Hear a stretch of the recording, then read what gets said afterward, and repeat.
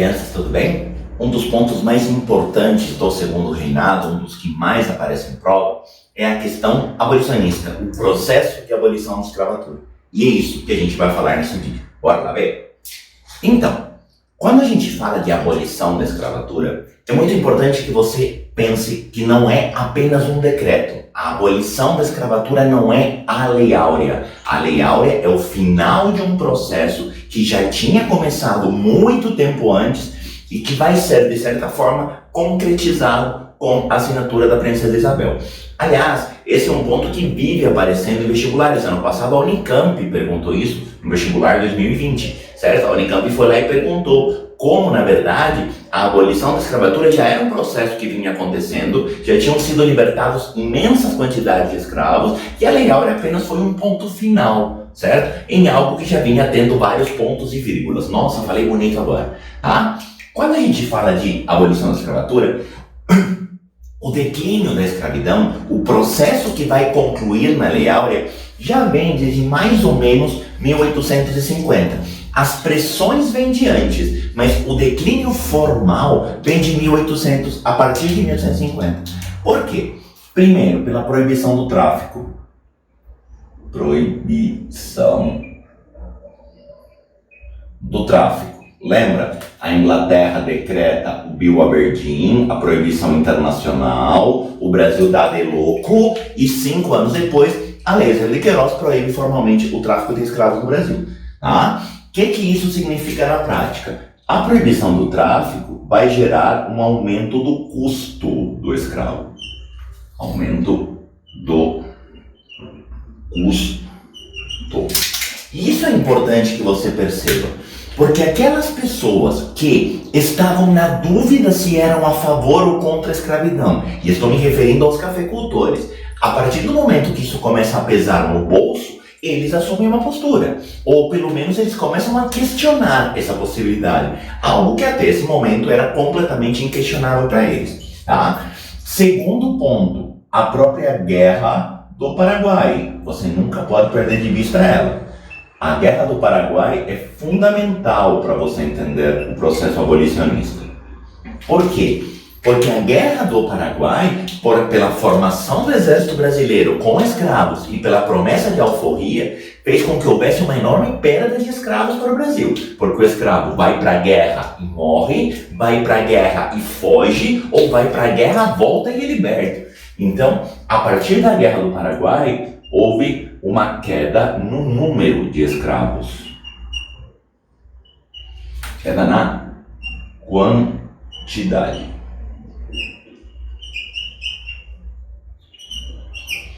Sim? E você nunca pode perder de vista que existem uma série de grupos que vão promover as chamadas pressões abolicionistas. Ou seja, tem gente que vai pedir, exigir e brigar pelo fim da escravidão. E eu vou começar por um que infelizmente a gente esquece direto. E você acha que ele não tem nada a ver, quando na verdade ele é fundamental. Quem é o principal interessado no abolicionismo? Estou falando dos próprios escravos. Estou falando dos próprios escravos. Dentro daquela ideia falsa da cordialidade e do pacifismo do brasileiro, a gente cai na tentação de achar que a escravidão foi uma concessão branca, que a princesa Isabel, por pura bondade, foi lá e assinou uma Lei Áurea. Quando, na verdade, o que você tem desde o início da colonização, lá em 1530, até 1888, são sempre rebeliões de escravos. Não é por acaso que você teve quilombos monumentais, como o Quilombo dos Palmares, lá no período colonial. Não é por acaso que você continua tendo quilombos até a abolição da escravatura, certo? É muito importante que você lembre que existem fugas e existem rebeliões de escravos no Brasil. Senão, você vai cair na ideia errada de que a escravidão foi uma concessão e que os escravos passivamente ficaram de bracinho cruzado até que algum branco superior viesse libertá-los, o que não é verdade. Houve, sim, intensas pressões por parte dos escravos. E aqui eu quero que você guarde uma coisa, porque os vestibulares adoram perguntar, e essa relação é fundamental. Sempre que você ouvir falar de rebeliões de escravos, você vai lembrar que existe um exemplo a ser seguido, existe um modelo a ser seguido, que é a única independência da América a ser liderada por escravos e, por sinal, o primeiro país da América a abolir a escravidão. Ouviu falar de revolta de escravos, você vai lembrar do Haiti. Tudo bem? O exemplo do Haiti, aliás, aterrorizava os senhores. O maior medo dos senhores era que o Brasil virasse um Haiti de revolta de escravos. Tá? Então, isso é importante que você guarde. Além das pressões abolicionistas, além das próprias fugas de escravos, é importante que você lembre que existe um país chamado Inglaterra, que é o grande líder da campanha abolicionista. Por quê? Porque a Inglaterra é legal? Não, porque a Inglaterra tem intenções de comércio, de mercados consumidores, certo? E tem um outro ponto que, a partir de 1850, já está cada vez mais consolidado, que é a questão do neocolonialismo, que você não pode perder de vista.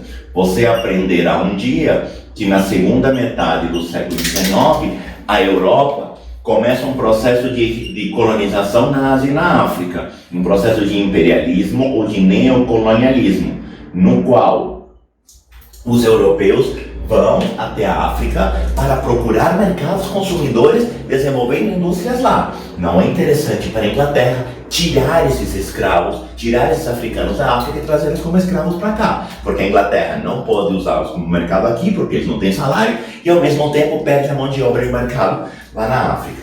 Tá? Você tem ainda as pressões por parte do exército.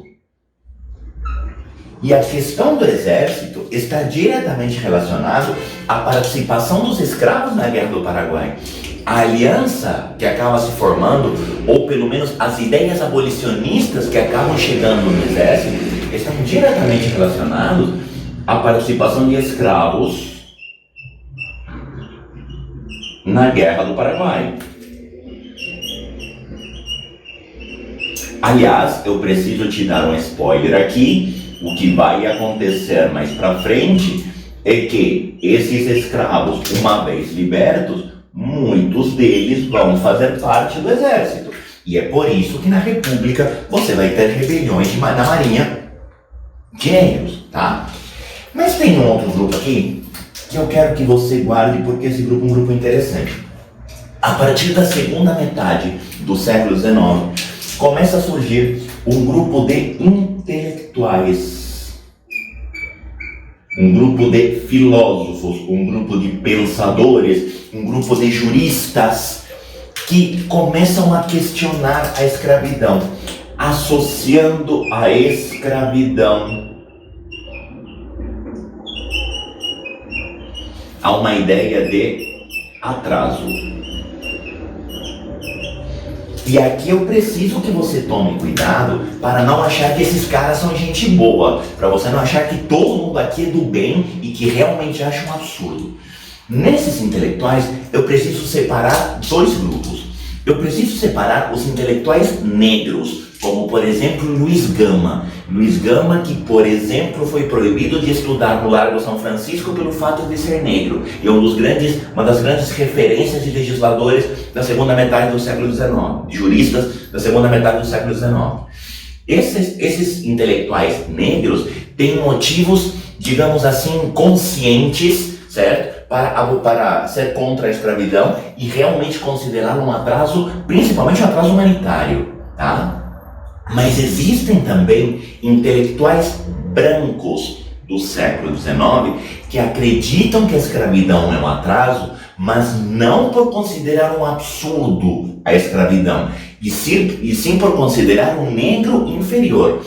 Por exemplo, Rui Barbosa. Rui Barbosa, que mais pra frente vai ser ministro da Fazenda, que mais pra frente vai ser a ministra da Economia na época, que mais pra frente vai ser candidato a presidente. Rui Barbosa, ele simplesmente considerava a escravidão o motivo do atraso do Brasil. Tanto que na primeira oportunidade que ele teve, ele mandou queimar todos os registros de escravos para apagar o passado negro do Brasil, para apagar o passado escravo do Brasil.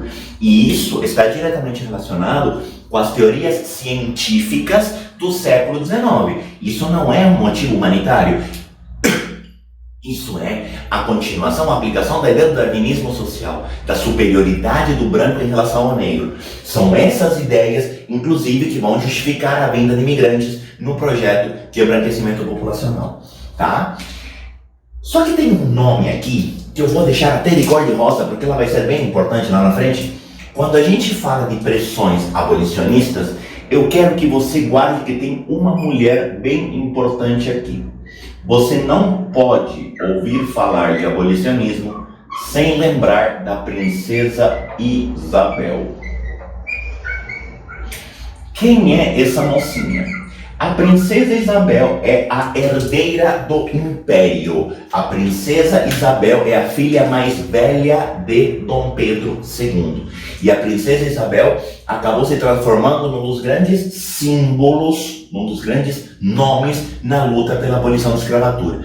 Inclusive, esse é um dos motivos pelos quais passa a ser tão interessante tirar a família real inteira lá na frente. Porque a princesa Isabel consegue se queimar com todos os setores da sociedade, como a gente vai ver um pouquinho mais pra frente. Tudo bem? Mas a princesa Isabel é um dos grandes nomes da abolição da escravatura. Tudo bem? Dentro desse processo, isso eu quero que você guarde, isso aqui é um processo, começam a surgir as leis abolicionistas. Começam a surgir as leis abolicionistas. E quando a gente fala de leis abolicionistas, eu quero que você guarde 3 leis. Uma lei chamada Lei do Ventre Livre, uma lei chamada Lei dos Sexagenários e depois, finalmente, a tal da Lei Áurea, tá? Vamos por partes. A Lei do Ventre Livre, ela foi de 1871. E aqui, cuidado com as datas. 1871 é logo depois de 1870. Nossa, prof, se você não falasse, eu nunca ia perceber. Pois bem, 1870 é o final da Guerra do Paraguai. Ou seja, olha que coisa curiosa. Em 1850, diante das pressões inglesas, o Brasil toma a primeira medida proibindo o tráfico.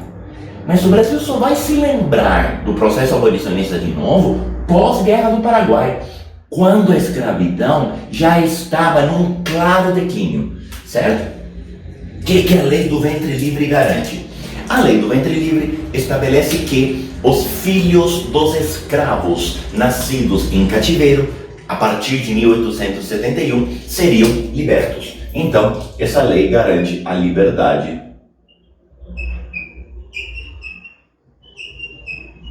aos filhos de escravos. Só que, se você ler isso de uma forma linear, se você ler de uma forma até mesmo inocente, você vai pensar, nossa, professor, que lei legal, a partir de agora liberta seus filhos. Significa que a escravidão está com os dias contados? Significa que a abolição é uma questão de tempo? Então, tinha um asterístico, como diria o filósofo, na verdade asterisco, nessa Lei do Ventre Livre. A Lei do Ventre Livre abria a possibilidade de que o fazendeiro ficasse como escravo até que ele completasse 21 anos. A liberdade se daria aos 8. Esse escravo seria entregue, esse filho de escravo seria entregue ao governo e o governo indenizaria o cafeicultor. O latifundiário receberia dinheiro pela alforria do escravo. Só que essa indenização ela era muito baixa. Essa indenização não compensava para você comprar um outro escravo. E aí o próprio governo dava a solução. Você, cafeicultor, você fazendeiro, poderia ficar com esse escravo até que ele completasse 21 anos. Quando ele completasse 21 anos, de fato, seria liberto. E eu quero que você comece a prestar atenção nas datas, porque essa lei vai daqui para frente, certo? Significa que 21 anos depois dessa lei, a escravidão está morta. É 21 anos de prazo que a lei do ventre livre deu para a escravidão, certo? Isso é muito importante que você perceba. A lei do ventre livre, muito mais do que libertar os filhos de escravos, ela garante 21 anos de escravidão. O que significa isso? O Brasil está ganhando tempo. O Brasil está ganhando tempo. Você vai entender daqui a pouco por quê. A próxima lei é uma lei de 1885 e chama Lei dos Sexagenários, tá? E essa lei dos sexagenários, ela é quase uma piada de mau gosto, porque ela só serve no papel e para pessoas que não tenham assim, um mínimo bom senso na hora de entendê-la. Por quê? A lei dos sexagenários estabelece a liberdade a escravos de 60 anos. Todo escravo que completasse 60 anos de idade era liberto. Oração subordinada, adjetiva, restritiva, que completasse 60 anos. Temos um problema. A expectativa de vida dos escravos era de aproximadamente 35, 40 anos, se muito, tudo bem? E você está libertando os escravos que completassem 60 anos de idade. Dois problemas. Não libertou quase ninguém, a maior parte já tinha morrido. Mas a pior parte disso, vamos supor que houvesse algum escravo, meio herói da resistência, que chegasse lá. Qual era a produtividade de um escravo de 60 anos? Qual era a condição que um escravo de 60 anos tinha de dar lucro para o fazendeiro? Você percebe que a lei do sexagenário, ela não liberta o escravo aos 60 anos, e sim se livra dele. A lei dos sexagenários foi basicamente a expulsão da fazenda dos escravos que completassem 60 anos. A questão é que a lei dos sexagenários foi entendida por alguns abolicionistas como a possibilidade de aplicar leis anteriores. Lá no período regencial, já tinha aparecido uma discussão a respeito de abolição com uma lei chamada Lei Feijó, lá em 1831. Lembra do regente Feijó? Pois bem, o Feijó já tinha decretado em 31 a pirataria em relação ao tráfico. Tecnicamente, em 1831, já tinha aparecido uma lei igual à Lei Eusébio de Queiroz, certo? Tanto que a Lei Eusébio de Queiroz, ela repete o trecho lá da Lei Feijó, de 31. Essas pessoas que são abolicionistas começam a pressionar para fazer cumprir aquela lei de 31, dizendo que todo escravo que foi comprado depois disso era pirata, isso deveria ser tirado, porque isso era contrabando e tudo mais. Essa lei não significa absolutamente nada na prática, mas mostra que a discussão continua sendo acalorada. E, finalmente, no dia 13 de maio de 1888, por um decreto da princesa Isabel, enquanto Dom Pedro II não estava no país, Dom Pedro II estava numa viagem internacional, quando a princesa Isabel, através da Lei Áurea, decreta formalmente a abolição da escravatura. Tá? Professor, como a princesa Isabel foi legal? Foi super legal. Decreta-se a abolição da escravatura sem a inclusão social do escravo. Certo? A abolição da escravatura não foi acompanhada de nenhum projeto de inclusão social. O que eu quero te dizer com isso? A Lei Áurea, ela simplesmente solta os escravos para a vida fora da fazenda, mas não se preocupa em dar a eles uma condição, por exemplo, de trabalho. A Lei Áurea não se preocupa, por exemplo, em alterar a lei de terras, aquela lei de terras que obrigava a compra da terra. A Lei Áurea não se preocupa, por exemplo, em abrir uma possibilidade desse negro ser inserido no mercado de trabalho, muito menos em ambientes educacionais. Ou seja, a Lei Áurea, apesar dela abolir a escravidão, na prática ela acaba consolidando o processo de segregação racial. E a partir da Lei Áurea começa toda a marginalização social do negro.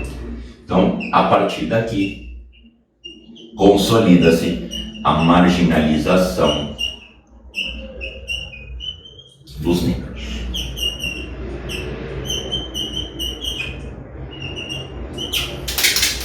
Certo? Por isso que até hoje existem discussões sobre se há ou não a necessidade de uma reparação histórica em relação a esse processo.